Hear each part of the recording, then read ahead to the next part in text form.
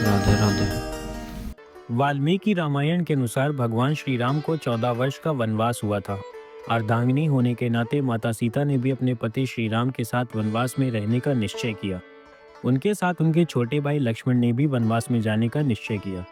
इस तरह तीनों ने सन्यासियों से पीले वस्त्र पहने और निकल पड़े। श्रृंगवेरपुर में नाव से गंगा पार करके वे प्रयागराज पहुंचे। वहां से प्रभु श्री राम ने प्रयाग संगम के समीप यमुना नदी को पार किया और फिर पहुंच गए चित्रकूट।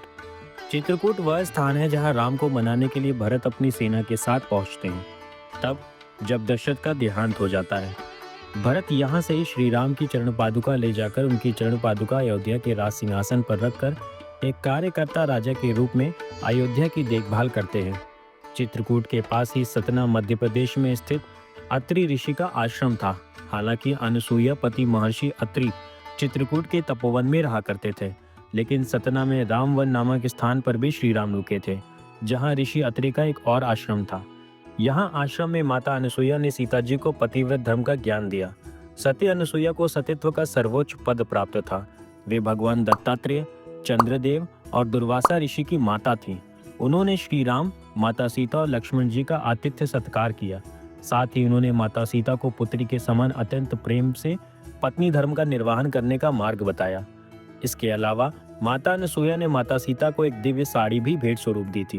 कहते हैं कि माता अनसुईया को यह साड़ी स्वयं अग्निदेव ने उनके तपोबल से प्रसन्न होकर प्रदान की थी। इस साड़ी की विशेषता थी कि यह कभी भी ना तो फटती थी और ना ही मैली होती थी। इस पर किसी भी प्रकार का कोई दाग भी नहीं लगता था। इस साड़ी में अग्निदेव का तेज विद्यमान था।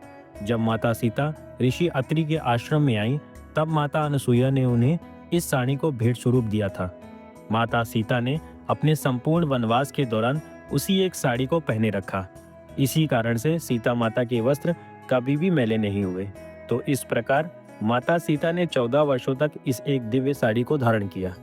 आज का हमारा यह वीडियो आपको कैसा लगा, हमें कमेंट करके बताएं। साथ ही चैनल को सब्सक्राइब करना ना भूलें। राधे राधे।